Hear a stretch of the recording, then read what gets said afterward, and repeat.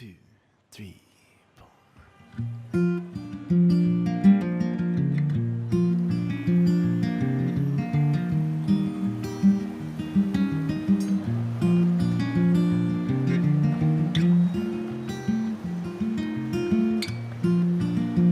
In the dark of night, there's a guiding light. It shine from above and make everything alright.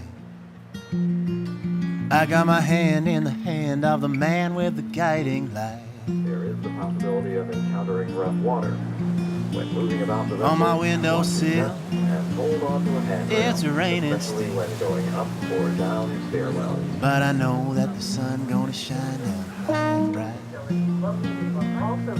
I got my hand in the hand of a man with a guiding light. I hate do's and don'ts. Why can't I just do what I want to do?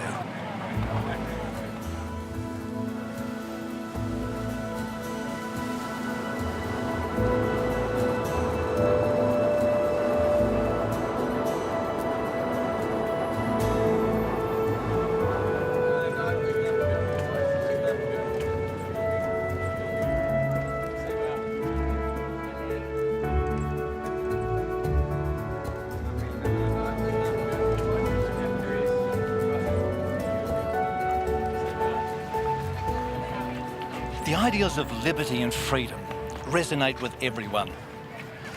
For millions of European immigrants streaming into New York, this tall green woman was the first glimpse of America they had. The Statue of Liberty was originally called Liberty Enlightening the World and is modelled after Libertas, the Roman goddess of freedom. She famously carries a torch in one hand and a tablet invoking the law in the other. Inscribed on the tablet is the date of American independence, July 4, 1776. Lady Liberty has become an iconic symbol of freedom and of the United States. But this copper statue isn't freedom. She can't even grant you freedom. So what makes us free? And how do we know what real freedom looks like?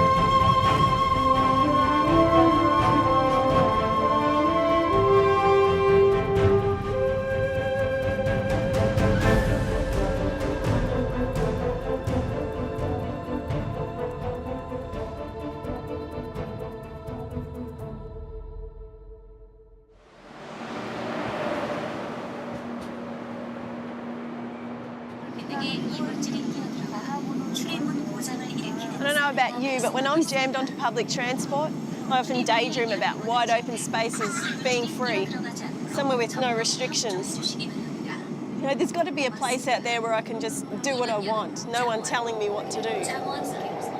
Well, apparently, that paradise is not too far from here.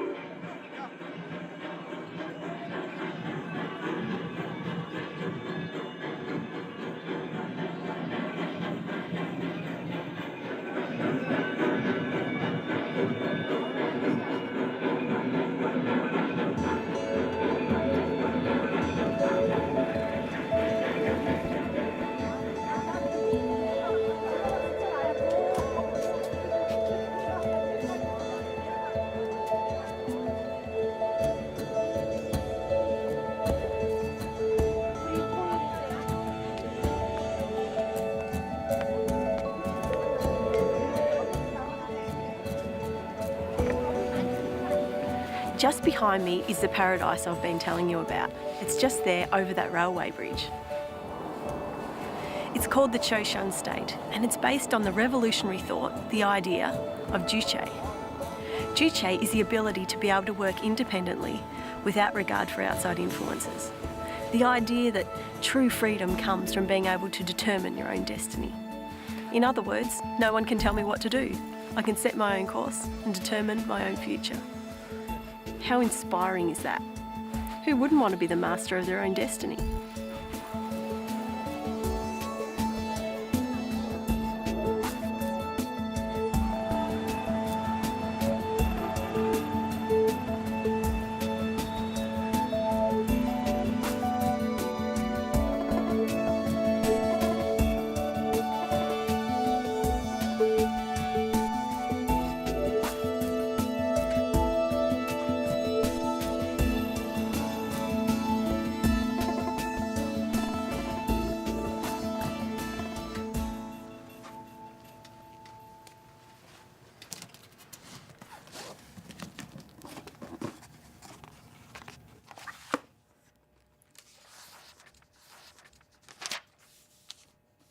You know, the foundation of liberty and freedom is the law. This library contains almost all the laws in existence. There's United States law, laws for the state of New York, Japanese law, Australian law, European law, even international law is set by the United Nations. If you just spend a few hours here in this library, you start to realise just how many laws there are that govern our lives. And it's literally thousands. Freedom is a complicated business.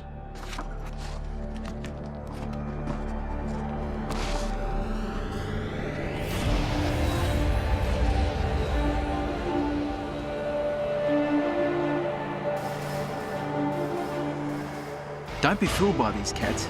Just because they look cute and cuddly doesn't mean they are. They're killers by nature.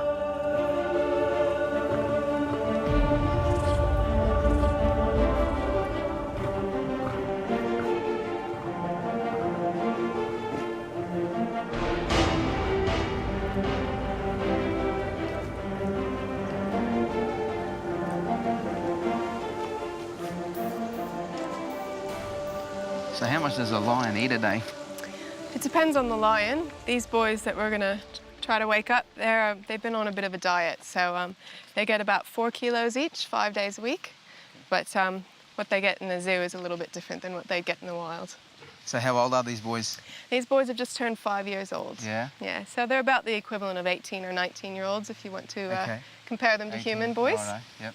That's why they have the funny hairdos and the big attitudes. Hey, boys. Do they kill just for the fun of it? No, it wouldn't be worth the expenditure of energy. The only reason that these guys kill is to survive. It's not about being cold-blooded killers. It's about eating what they need to survive. By doing so, they're actually playing a very important role. Animals are very good at knowing when it's not worth spending energy on something. They'll only kill if they need to. So Laurel, are these guys pretty territorial in there? They are. Males especially are territorial, and as they get older, as the testosterone kicks in, they start to get more and more territorial. These boys have an established relationship as a bachelor group, but as they get older, they start to want a bit of their own space. And in the wild, they will fight quite aggressively to defend their territory. You'll hear these lions calling throughout the day. They do a chorus of roaring, and that's an announcement to all the other lions to let the other lions know this is their bachelor pad and no one better come near here. Deep down inside, they're a wild animal, and it'd be pretty hard to change that nature, even though you feed them on a daily basis. Yes. The law of the jungle is the law of power. It's kill or be killed. Survival of the fittest. Which is fine if you're the lion, not so great if you're the hunk of meat.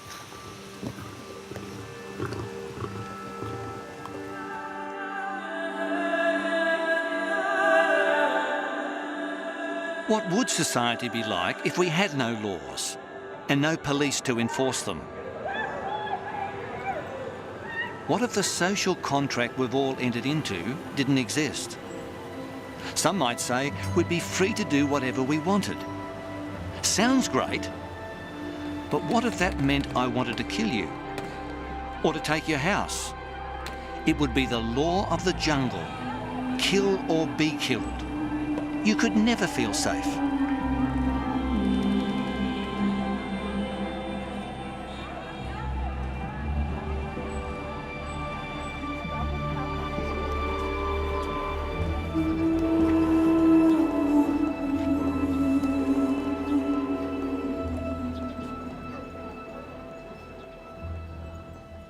The Chosun State is better known by its other name, North Korea. In 1953, after 5 years of conflict, the North and South agreed to disagree. The South taking the course of democracy and the North being inspired by the socialist ideas of communism.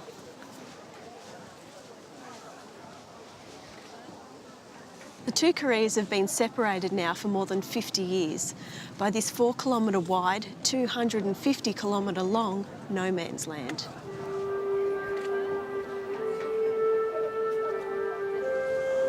Sometimes what seems like freedom isn't, and what appears to be restrictive can at times bring freedom.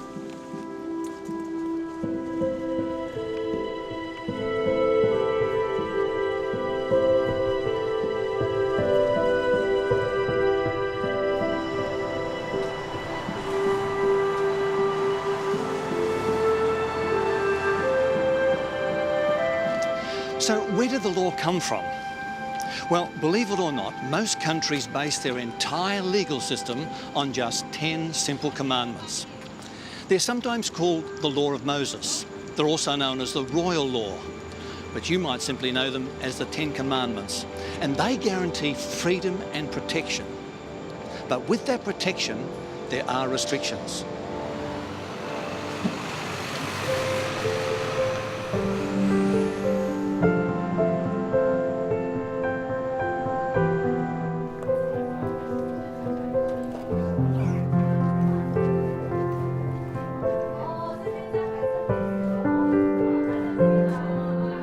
The idea of no one telling you what to do sounds great.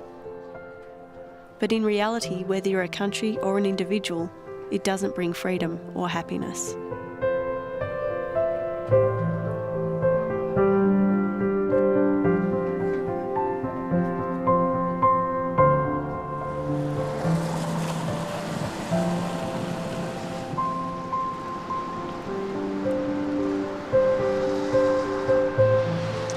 The authority of this law is God himself. It's a reflection of his character. It's the law of his kingdom. These 10 laws provide a framework for happiness. And in this epic struggle between good and evil we find ourselves in the middle of, this law is the safe passage, a path through a dangerous environment.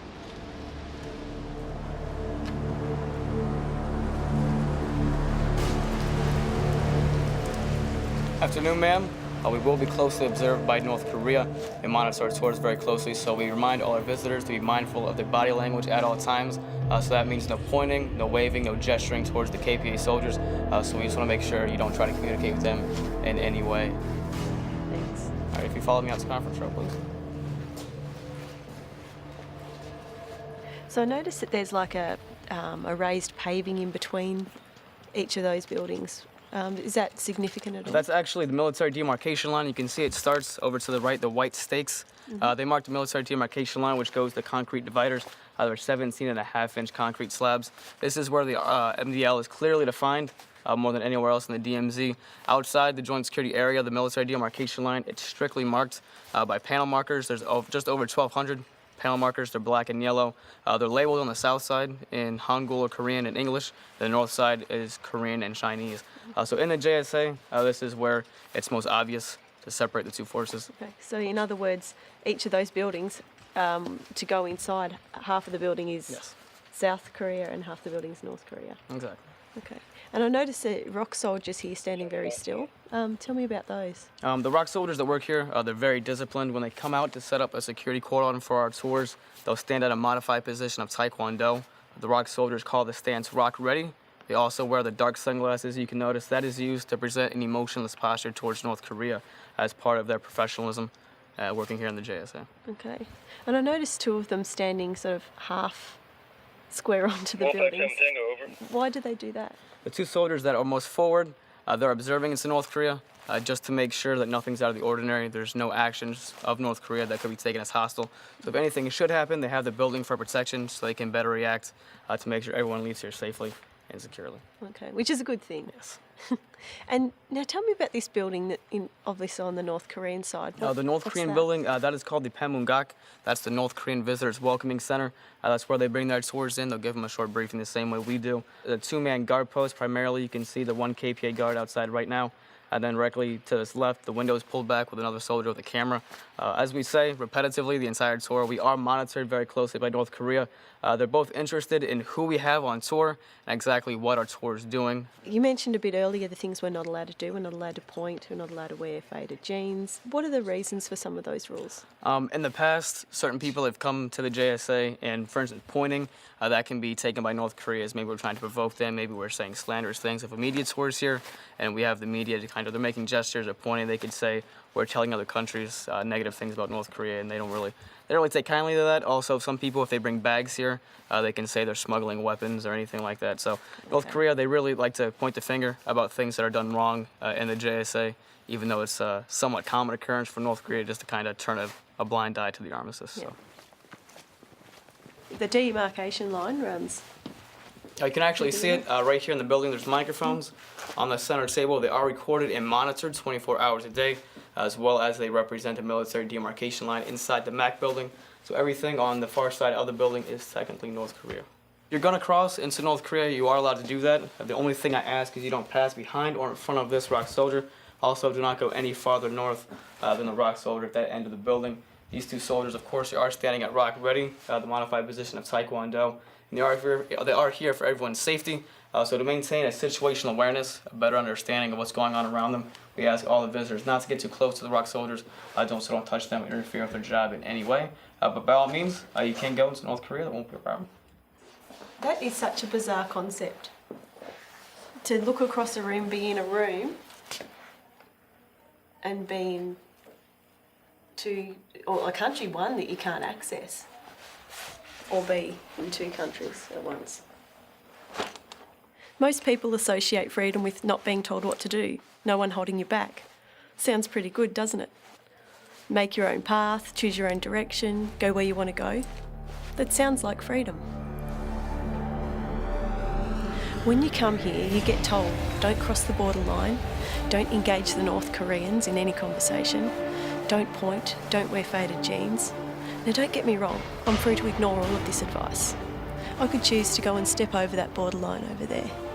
I don't have to do anything they've told me is safe. But if I did step across, if I went my own way, there's a pretty serious consequence. I might be free to choose to cross the line, but I might not make it back. Staying on the path that's marked as safe may seem restrictive, but the consequences of stepping off it could be much worse.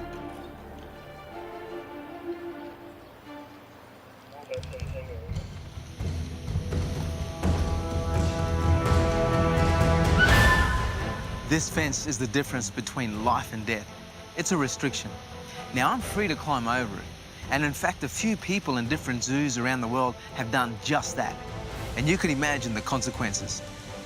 In this big story of humanity being played out, we've been reminded that the devil is like a roaring lion, going around looking for people to devour. God's 10 Commandments are like this fence. In fact, the Bible refers to them as a wall around us. A lot of people have interpreted these laws in the negative, as a restriction. Don't do this, don't do that. But just look at the principles behind them.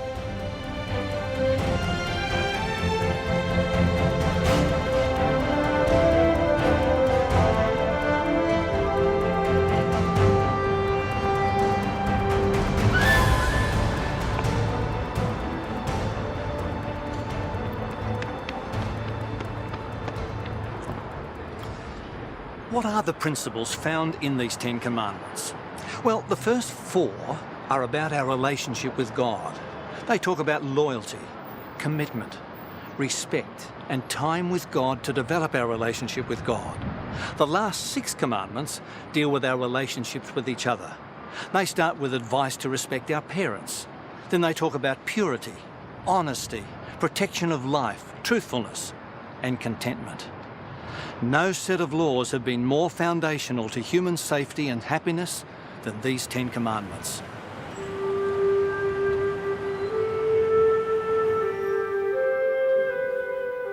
In fact, Jesus summarised the 10 Commandments like this.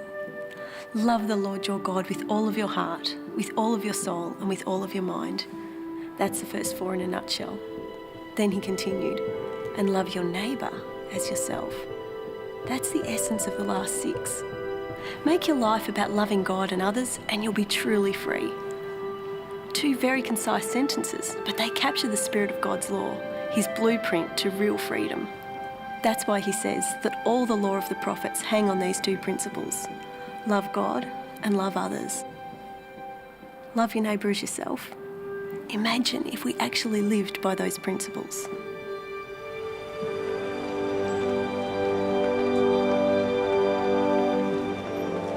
What did Jesus think about the 10 commandments? Did he keep them or did he get rid of them? Well, Jesus said, if you want to enter into life, keep the commandments. He also said, don't misunderstand why I've come. I didn't come to abolish the law of Moses or the writings of the prophets. No, I came to accomplish their purpose. Jesus believed in the 10 commandments, he taught them, and he kept them himself.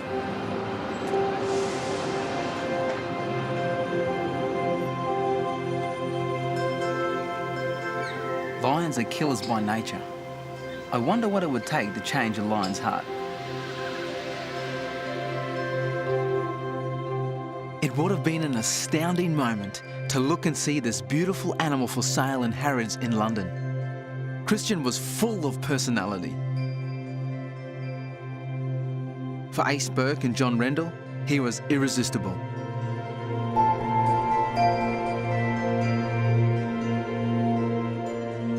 After 4 months of being raised by Ace and John in their tiny London apartment, all 3 had formed a strong bond and Christian had become family.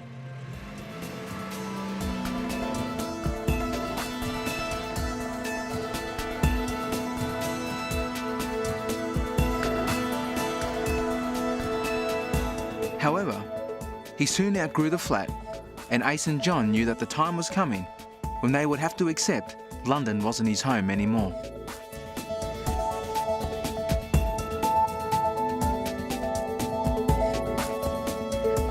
Ace and John contacted lion expert George Adamson, who hand-reared orphan cubs, preparing them for life in the wild. George suggested they fly Christian to his reserve in Africa, where George hoped to establish a new lion pride with Christian at its heart.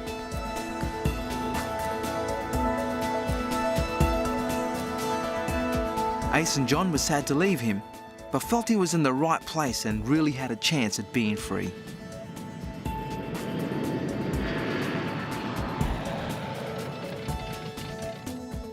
After a year apart from Christian, Ace and John decided it was time to return to Africa. An anxious day in George's compound followed before Ace and John walked into Christian's territory. They hadn't seen Christian in over a year. Would he remember them? Would he still accept them?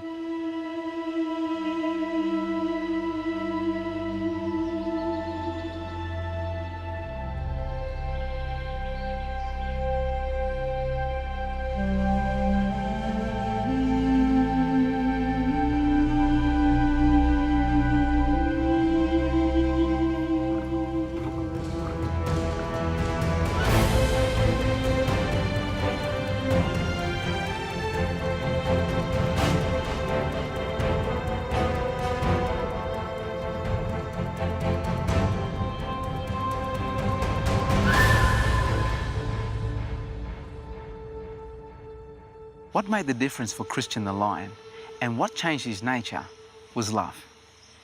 Trying to keep the commandments without the love of God is impossible. And in fact, you wouldn't even want to. But love is so powerful. I mean, it even changed a lion's heart. So imagine what God's love can do to us. And that's what the law of God's all about, love. And love can change your nature. It affects your heart, and it becomes natural to do what God wants you to do.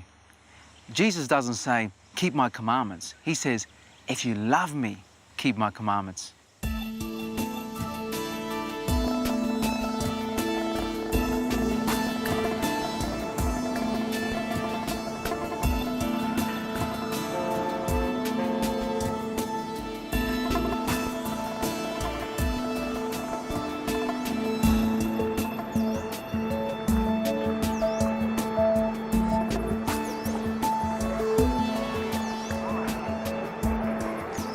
The Bible describes the Ten Commandments as the law of liberty. You see, when you love Jesus, when you trust him and keep his commandments, he gives you protection, certainty, freedom, hope, and security. It's no wonder the wisest man in the world, Solomon, said, "He that keeps the law is happy." In fact, when you think about your own life, how much happier would you be if you followed God's law? Now, I mean really followed it. If you had a strong relationship with God and you truly loved your neighbour as yourself. That's what it all comes down to, thinking of others before yourself. That's love, that's God's character.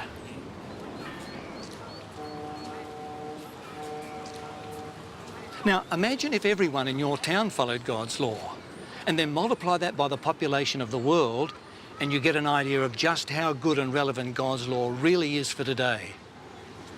I don't know about you, but that's the world I'd like to live in.